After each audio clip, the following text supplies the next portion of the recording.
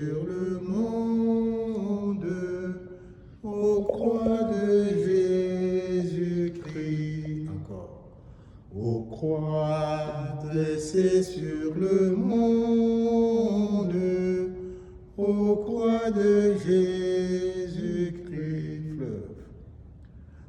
Fleuve dans l'eau féconde, du cœur ouvert à jaillir. Par toi la vie surabonde, aux croix de Jésus-Christ. Aux croix, sublime folie, aux croix de Jésus-Christ. Dieu rend par toi la vie et nous rachète à grand prix. L'amour de Dieu est folie, aux croix de Jésus-Christ.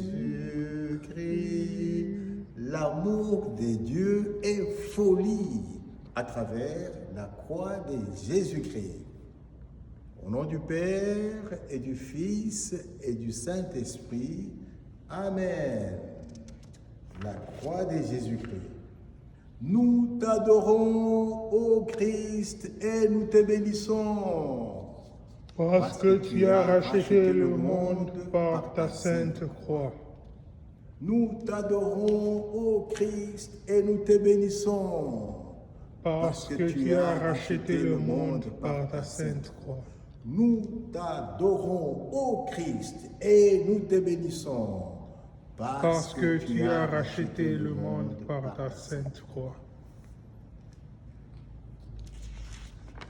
Lecture de l'évangile de Jésus-Christ, selon Saint Jean au 3e chapitre. En ce temps-là, Jésus disait à Nicodème, « Nul n'est monté au ciel, sinon c'est lui qui est descendu du ciel, le Fils de l'homme. De même que le serpent de bronze fut élevé par Moïse dans le désert, ainsi faut-il que le Fils de l'homme soit élevé, afin qu'en lui tout homme qui croit ait la vie éternelle.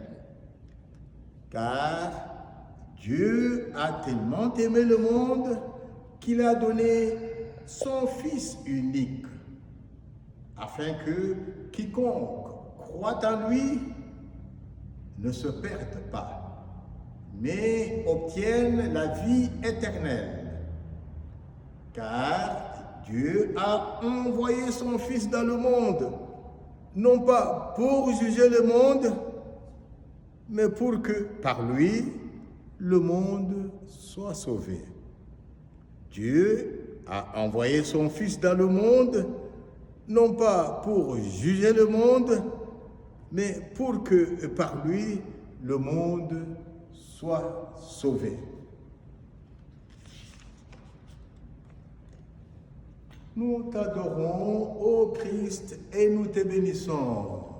Parce que tu as racheté le monde par ta sainte croix.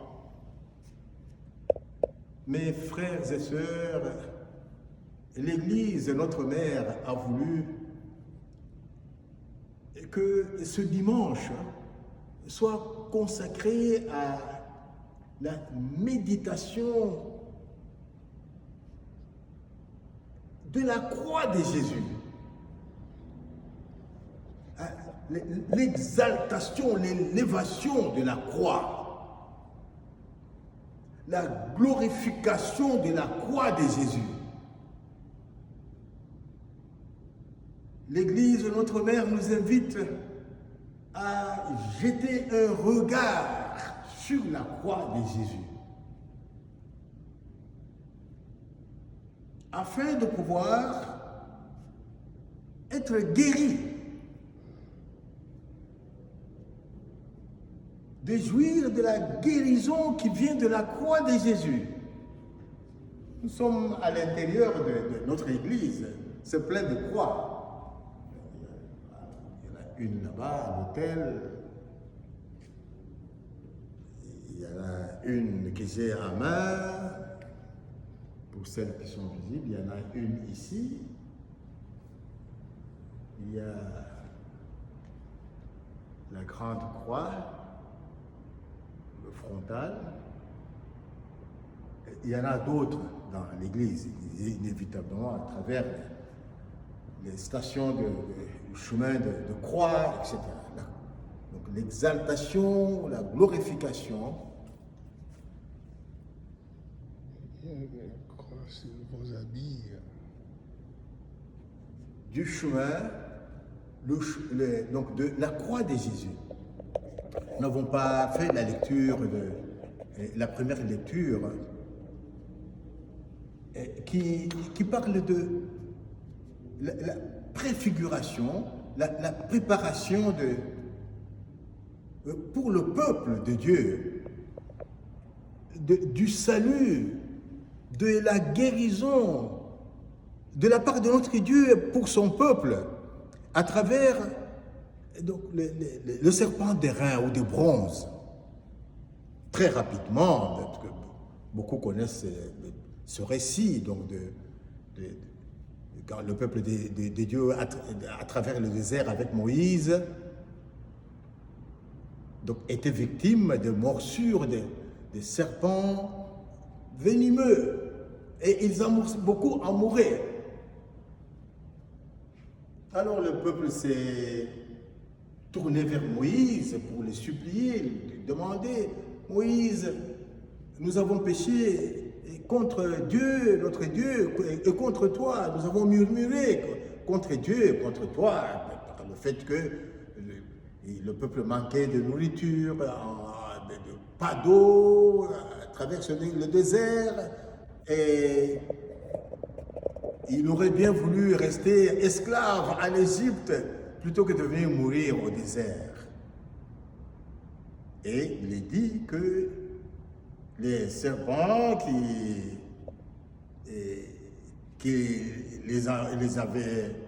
dont ils étaient victimes étaient envoyés par Dieu comme une punition. Alors ils se sont mis à genoux, ils ont demandé pardon, et Moïse, s'adressant à Dieu, Dieu lui a dit de pouvoir fabriquer un serpent de bronze et de le placer à une perche, à une main, à une sorte de croix. Et celui qui était victime donc de la morsure du serpent venimeux, on devrait regarder le serpent que Moïse avait fabriqué, le serpent de bronze ou d'airain, en regardant donc, le serpent qui était suspendu à la perche. Donc la victime, la personne était guérie. C'est de là que vient donc le symbole que nous honorons aujourd'hui, le symbole de la guérison. Comment Dieu a pu demander à son serviteur Moïse d'utiliser le mal lui-même, le serpent comme symbole du mal, à cause du venin. Dont le peuple de Dieu mourait. Le serpent comme symbole du mal, c'est lui qui a intrigué nos premiers parents, qui les a conduits donc, au péché, selon les livres de la Genèse, le récit de la Genèse, et d'utiliser le même serpent, donc la source du mal, et puis l'exposer quelque part sur une perche ou un mât, et puis regardez votre mal qui est là, et désormais le mal devient donc source de guérison. Un mystère. Mes frères et sœurs, donc comme je le disais, donc dans la finalité de l'exposition, même de l'exaltation du serpent était, donc, son accomplissement, c'est dans la personne de Jésus-Christ, qui sera exposé comme donc sur la croix, l'instrument de supplice. La croix, l'instrument de malédiction, comme Saint Paul le dit bien. La croix, cet instrument de déshonneur, comme un malfaiteur, un maudit, le Fils de Dieu. Lui qui n'avait rien fait. Dieu a tant aimé le monde. C'est cela que nous célébrons aujourd'hui, notre salut, le salut de toute l'humanité. Il a tant aimé le monde qu'il nous a donné son Fils. Jésus est un don de Dieu. Il a tant aimé le monde. Pour nous sauver, pour nous libérer du mal, pour nous libérer du péché, car par nous-mêmes, nous n'étions pas et ne sommes pas en mesure de nous sauver par nous-mêmes. Le vrai salut ne peut provenir que du Créateur qui nous connaît. Nous célébrons à travers la croix glorieuse, la croix de Jésus, donc nous célébrons la victoire de Dieu sur le mal. La croix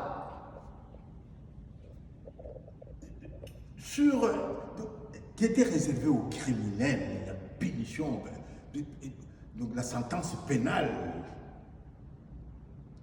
Et donc Jésus s'est fait, il s'est rabaissé en devenant l'un de nous, mais jusqu'à mourir sur la croix, comme un criminel. Nous célébrons notre salut. Et la croix, c'est le symbole du mal. La croix, c'est le symbole de ce que nous vivons aujourd'hui. La haine, la division, le mal dont nous sommes capables et que nous commettons les uns contre les autres. Et Dieu a vaincu ce mal. Et il viendra achever cette victoire du mal dans le monde.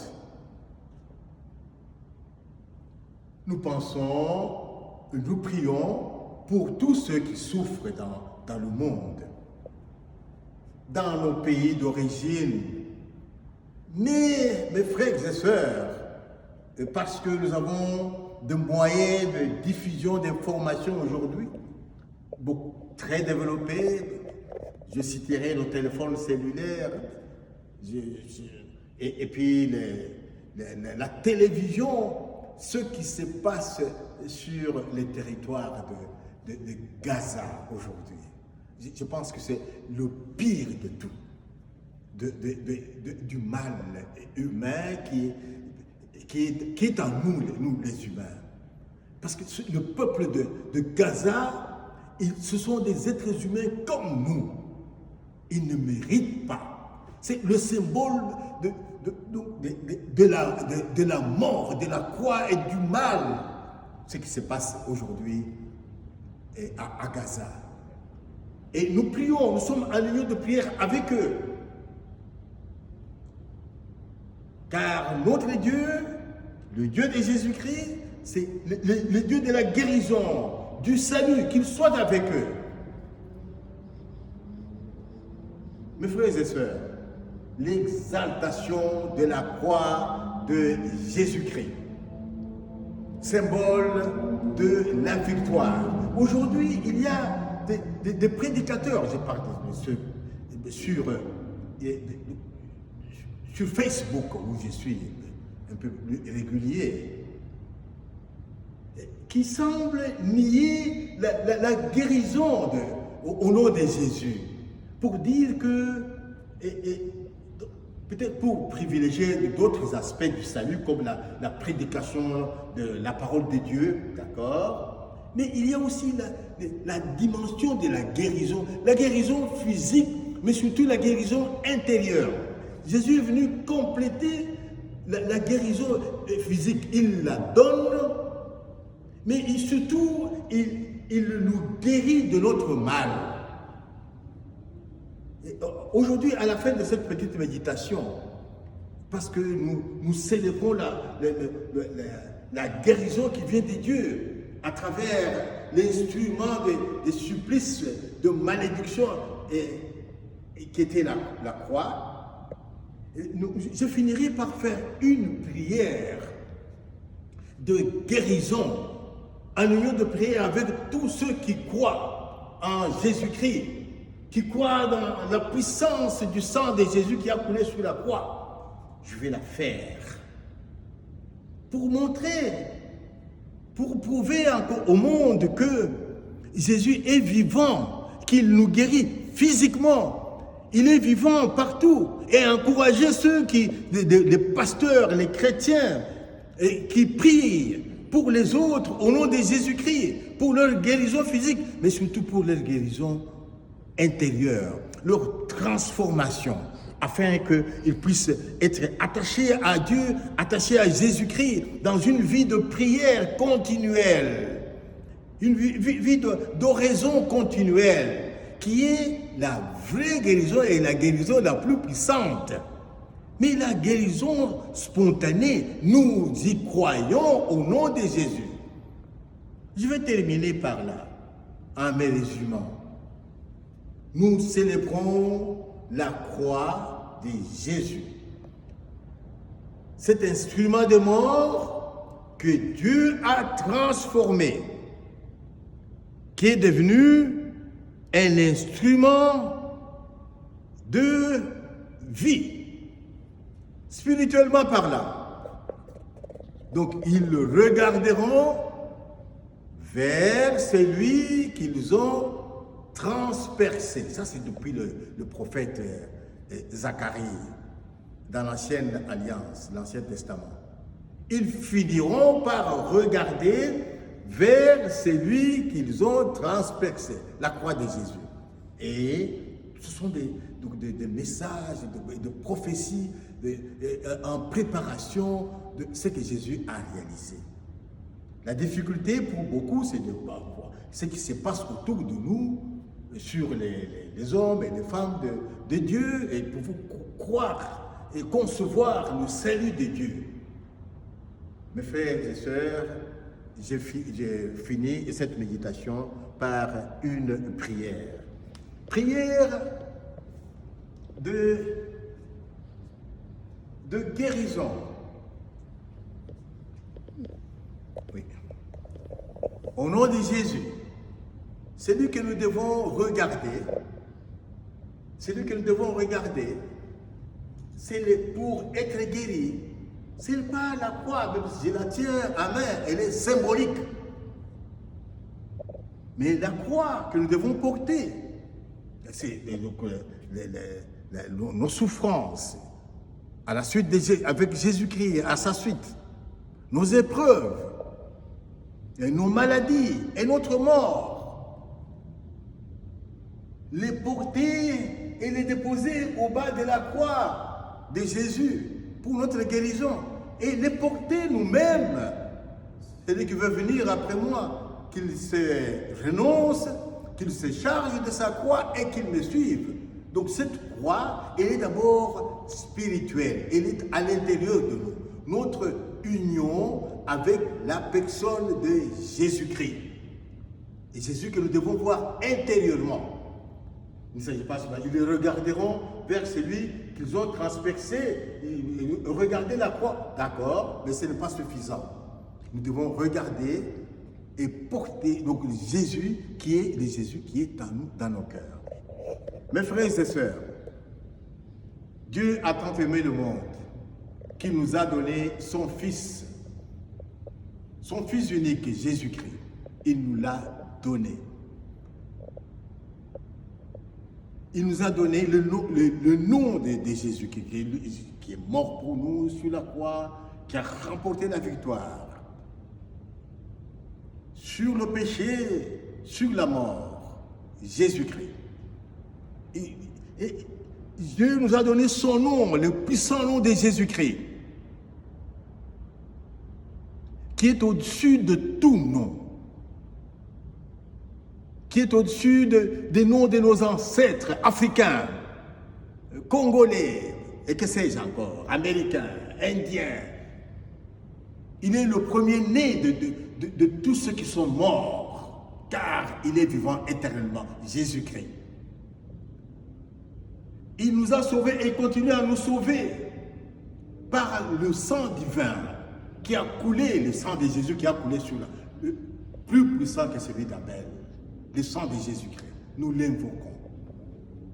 Mes frères et sœurs, et spécialement tous ceux et celles qui souffrent, qui ne connaissent pas encore Jésus-Christ comme étant leur sauveur, je fais cette prière, en union de prière avec tous ceux qui prient dans le monde entier, les pasteurs.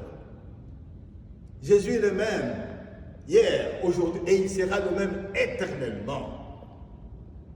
Au nom de Jésus, par son sang précieux qui a coulé sur la croix, par sa sainte résurrection, par sa victoire sur le mal, sur le péché, sur les forces invisibles, les forces des ténèbres, au nom de Jésus, recevez la guérison de tout ce qui vous empêche de le connaître.